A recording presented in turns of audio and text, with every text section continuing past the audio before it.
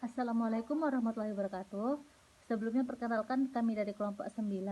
Kami di sini akan mempresentasikan makalah yang berjudul Akuntansi Transaksi Ijarah dan IMBT. Kelompok 9 itu sendiri terdiri dari 4 orang. Yang pertama saya Suhartini, yang kedua adalah Muhammad Alvin Septian, dan yang ketiga adalah Salsa Permatasari, dan yang terakhir adalah uh, Villa Permatasari. Langsung saja untuk mempersingkat waktu, saya di sini akan menjelaskan materi yang pertama, yakni adalah pengertian dari ijarah dan IMBT. IMBT merupakan transaksi yang belum pernah ada di masa Rasulullah Shallallahu Alaihi Wasallam. IMBT itu sendiri tercipta atau terbentuk di negara Perancis, di mana perkembangan pertama IMBT ini merupakan akad yang dilakukan hanya dilakukan antara individu dengan individu.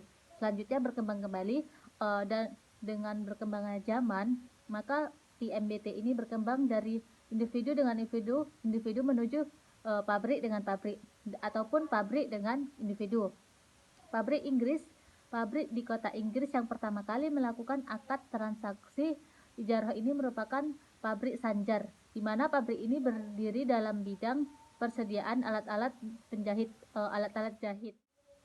Selanjutnya pengertian ijarah berdasarkan bahasa. Pertama, ijarah terdiri dari kata al-tajir, yang menurut bahasa diambil dari kata al-tajir, yaitu imbalan atas segala sesuatu pekerjaan, dan juga dimaksudkan pemberian pahala atas sesuatu pekerjaan. Adapun ijarah, nama untuk upah yaitu sesuatu yang diberikan berupa upah terhadap pekerjaan, sedangkan ijarah dalam istilah para ulama ialah sesuatu akad yang mendapatkan manfaat yang jelas lagi mubah, berupa sesuatu zat yang ditentukan ataupun disifati dalam sesuatu tanggungan, atau akad suatu pekerjaan yang jelas atas imbalannya, yang jelas atas masa pekerjaannya, dan yang jelas atas pekerjaan yang harus dilakukannya. Tersebut dapat kita simpulkan bahwasanya ijarah terbagi menjadi dua, yakni ijarah terhadap barang dan ijarah terhadap pekerjaan atau jasa. Yang kedua adalah at-tamlik. Secara bahasa bermakna menjadikan orang lain memiliki sesuatu, ataupun menurut istilah ia tidak keluar dari makna secara bahasa. Dan at-tamlik berupa kepemilikan terhadap benda, kepemilikan terhadap manfaat, bisa dengan ganti atau tidak. Jika kepemilikan terhadap sesuatu dengan adanya ganti, maka disebut jual beli. Jika kepemilikan terhadap sesuatu manfaat dengan adanya ganti, maka disebut persewaan. Dan jika kepemilikan tersebut terhadap sesuatu tanpa adanya ganti, maka disebut hibah atau pemberian. Adapun jika kepemilikan terhadap sesuatu manfaat tanpa adanya ganti, maka disebut wabarakatuh. Nama saya Muhammad Alvin Dwi Septian, akan menjelaskan materi selanjutnya, yaitu landasan fikih dan fatwa DSN tentang transaksi ijarah dan IMB. Yang pertama ada landasan syariah. Ahmad, Abu Daud, dan An-Nasa meriwayatkan dari Sa'ad bin Abi Waqqas radhiyallahu anhu berkata, "Dahulu kami menyewa tanah dengan tanaman yang tumbuh. Lalu Rasulullah SAW melarang cara kami dan memerintahkan kami agar membayarnya dengan emas atau perak." Yang kedua ada dasar hukum negara. Ada Undang-Undang Nomor 10 Tahun 1998 tentang perbankan. Yang pertama, pembiayaan prinsip syariah wajib dikembalikan disertai imbalan. Yang kedua, ada prinsip syariah dalam pembiayaan barang modal dapat dilakukan dengan pilihan pemindahan kepemilikan atas dasar yang disewa dan dari bank oleh nasabah. Yang ketiga, surat direksi keputusan Bank Indonesia tentang bank umum berdasarkan prinsip syariah. Bank wajib menerapkan prinsip syariah dalam penyaluran dana antara melalui transaksi jual beli berdasarkan prinsip ijarah.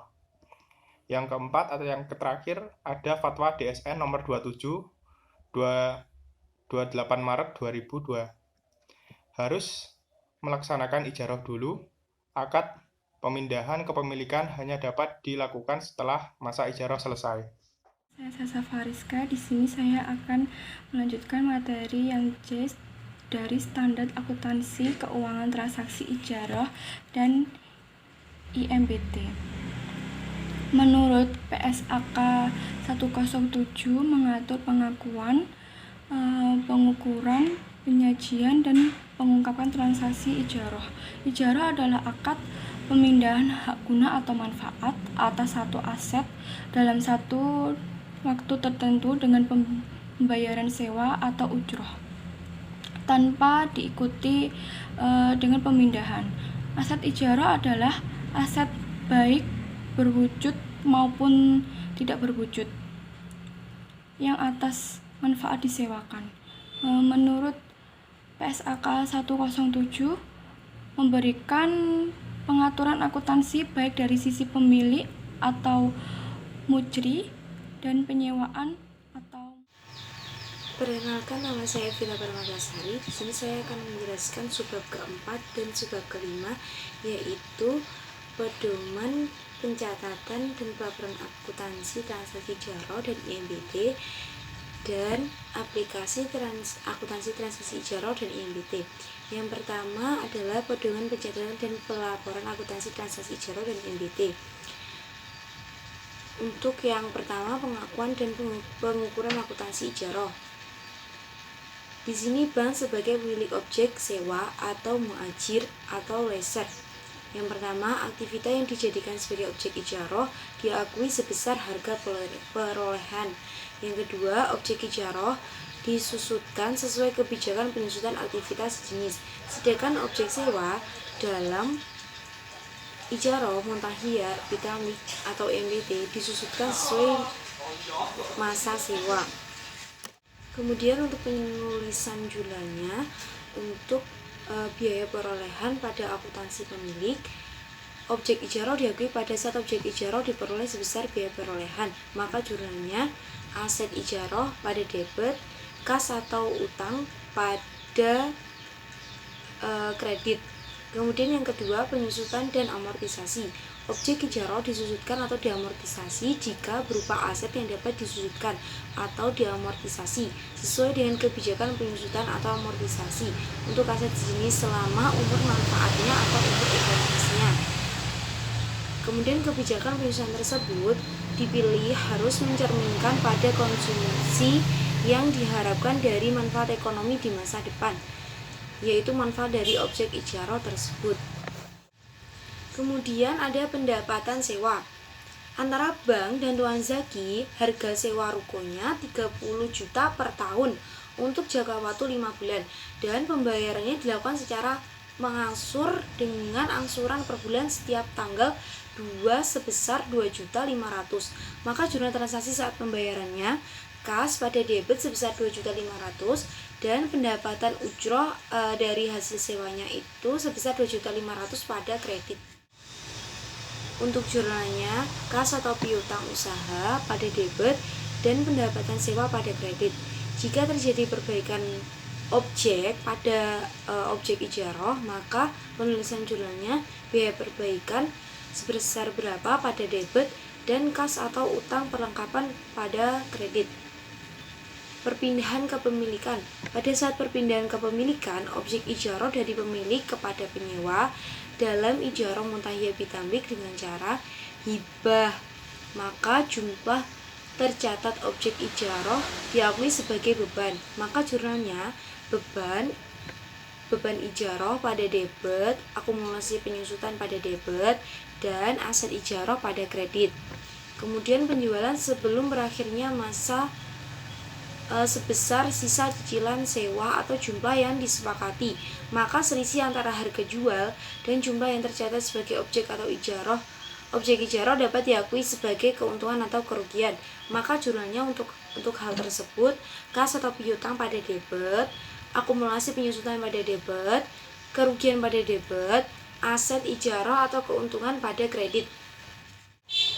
Kemudian selanjutnya penjualan setelah selesai masa akad transaksi ijarah. maka selisih antara harga jual dan jumlah tercatat objek ijarah diakui sebagai keuntungan atau kerugian. Jurnalnya kas atau piutang pada debit, akumulasi penyusutan pada debit, kerugian pada debit, aset ijarah, dan keuntungan pada kredit.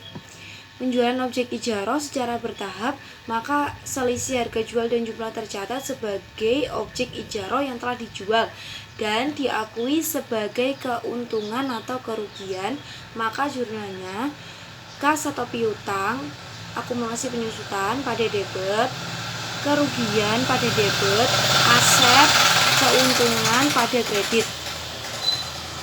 Bagian objek ijarah yang tidak dibeli penyewa diakui sebagai aset lancar atau aset tidak lancar dengan tujuan penggunaan aset tersebut. Jurnalnya aset lancar atau tidak lancar, akumulasi penyusutan pada debit, dan aset ijarah pada kredit. Maka beban penyewa biaya tersebut diakui sebagai beban pada saat terjadinya biaya pemeliharaan rutin dan operasi dalam ijarah mutahiyyah tamlik melalui penjualan objek sewa secara bertahap akan meningkatkan secara progresif sejalan dengan peningkatan kepemilikan objek sewa. Kemudian yang keempat, perpindahan hak kepemilikan objek sewa. Kemudian untuk penulisan jurnalnya, apabila ada beban, maka beban sewa pada debit dan kas atau utang pada kredit. Kemudian apabila ada pemeliharaan atas objek ijarah, beban pemeliharaan ijarah pada debit, kas, utang, perlengkapan pada kredit. Kemudian apabila terjadi perpindahan kepemilikan melalui hibah, pembelian sebelum masa akad, dan lain-lain, jika melalui hibah maka jurnalnya aset non-kas pada debit dan keuntungan pada kredit. Di dalam soal yang tertera, penyusutan aset ijarah diasumsikan memiliki umur ekonomi 10 tahun dan disusutkan dengan metode garis lurus. Nilai penyusutannya per tahun 25 juta di dalam kurung 10% dikali 250 juta. 10% ini sesuai dengan umur ekonomis dari objek ijarah tersebut. Maka hasilnya 2.083.333 rupiah per bulannya. Maka untuk jurnal transaksi penyusutan per bulannya, beban penyusutan aset ijarah 2.083.333 rupiah pada debit dan akumulasi penyusutan aset ijarah 2.083.333 rupiah pada kredit. Kemudian jurnal apabila terjadi pembelian sebelum masa akad berakhir, maka jurnalnya aset non-kas pada debit, kas pada kredit. Kemudian ada pembelian setelah masa akad berakhir, maka penyewa mengakui aset sebesar pembayaran yang disepakati, maka jurnalnya aset non-kas pada debit, kas pada kredit. Apabila ada pembelian objek ijarah secara bertahap, maka penyewa mengakui aset sebesar pembayaran objek ijarah yang diterima atau senilai nilai wajar. Aset non-kas pada debit, kas pada debit, dan utang pada kredit.